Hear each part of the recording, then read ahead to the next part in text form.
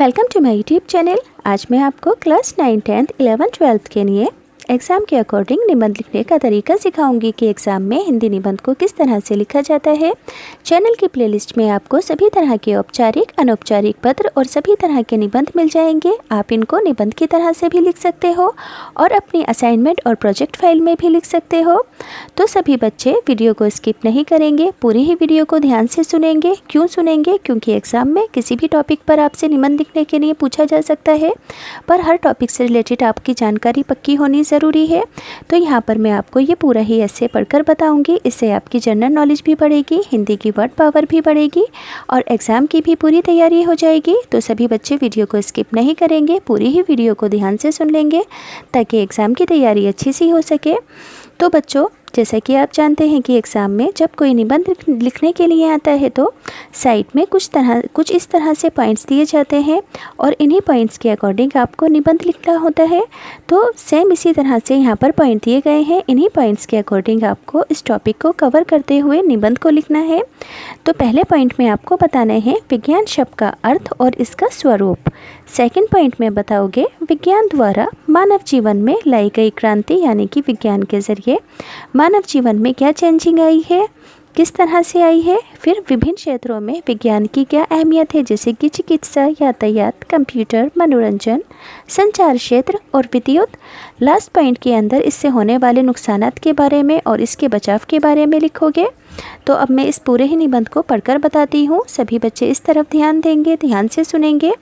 Topic क्या है? विज्ञान के बढ़ते चरण, विज्ञान वरदान या अभिशाप। ये दोनों ही सेम टॉपिक है, इन दोनों पर एक ही निबंध लिखा जाएगा।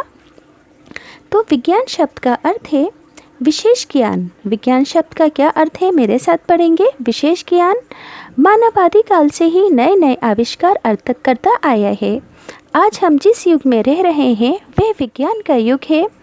विज्ञान के आविष्कारों से जहाँ एक और मनुष्य का जीवन सुखमय बना है, वहीं दूसरी ओर इसके विनाश के नए नए उपाय भी निकल आए हैं। याद रखोगे कि एक तरफ विज्ञान से जहां हमें सुख मिला है, वहीं दूसरी ओर विनाश के भी नए नए उपाय निकल कर सामने आए हैं। ये तो सर्वमान्य है कि विज्ञान ने मानव को बहुत अधिक सुख सुविधाएं प्रदान की हैं, इस बात से इनकार नहीं किया जा सकता। मानव जीवन से संबंध समस्त घटनाओं में यही तथ्य परिलक्षित होता है। विज्ञान ने विद्युत का आविष्कार करके मानव जीवन में क्रांति, यानी कि बहुत बड़ा बदलाव ला दिया है। इस बात को याद रखोगे कि ये लाइन ज़रूर लिखोगे कि मानव जीवन से संबंध समस्त घटनाओं में यही तथ्य परिलक्षित है, यानी कि विज्ञान का कहीं ना कहीं मानव के जीवन के अंदर संबंध है। विज्ञान ने विद्युत यानी कि बिजली का आविष्कार करके मानव जीवन में क्रांति ला दी। विद्युत ने मानव को प्रकाश और शक्ति प्रदान की, जिससे वे अनेक यंत्रों को चलाने में सफल रहा है। वे घर बैठे ही शिमला की ठंडी हवा खा सकता है तथा सर्दियों में कमरे को गर्म रख सकता है। मनोरंजन के क्षेत्र में विज्ञान ने अनेक साधन प्रस्तुत किए हैं, जैसे कि radio, tape recorder, television, VCR, सभी विज्ञान की देन है। जैसे कि अब तो आप लिख दोगे कि एंड्रॉयड फ़ोन, एलईडी, इंटरनेट और संगीत के नित नए उपकरण बाज़ार में आ रहे हैं। दूरदर्शन समाचार जानने और मनोरंजन का सबसे लोकप्रिय साधन है। दूरदर्शन की जगह क्या लिखोगे आप? इंटरनेट लिखोगे। ये तो पहले की बात हो गई है। आगे है विज्ञान ने चिकित्सा जगत में काफ़ी प्रगति की है। आज मानव द्वारा हृदय एवं मस्तिष्क का ऑपरेशन करना संभव हो गया है। नित्य नई नई औषधियाँ यानी कि दवाइयाँ बन रही हैं। ये सब वैज्ञानिक परीक्षणों का ही परिणाम है। चिकित्सा विज्ञान ने अंधों को आंखें दी हैं और बहरों को कान।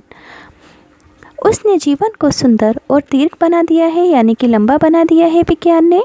यातायात के क्षेत्र में विज्ञान की उपलब्धियां आश्चर्यजनक है।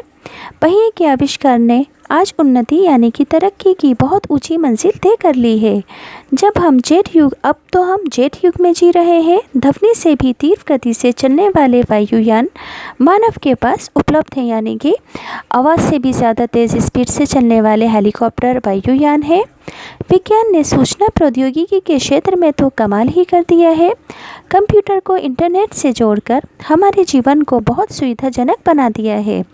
अब तो कंप्यूटर के बिना हमें अपना जीवन अधूरा प्रतीत होता है, परंतु आज मानव के सामने एक बड़ा प्रश्न उपस्थित हो गया है कि विज्ञान के नित्य नए आविष्कारों के कारण ये बदली हुई स्थिति उसके लिए वरदान होगी या फिर अभिशाप।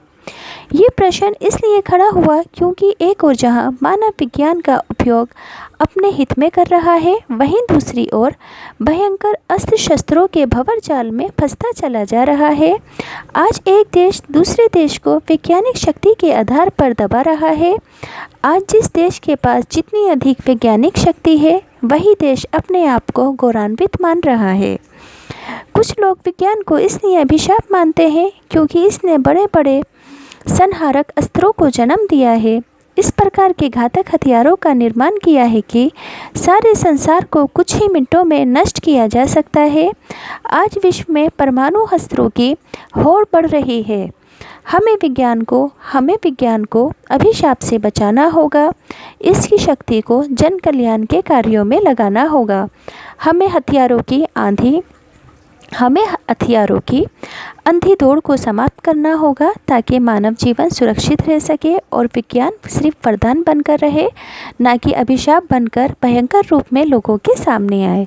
तो मैंने यहाँ पर आपको पूरा ही निबंध पढ़कर बता दिया है। अगर अच्छे से समझ आया हो तो प्लीज़ चैनल सब्सक्राइब कर देना, वीडियो को लाइक कर देना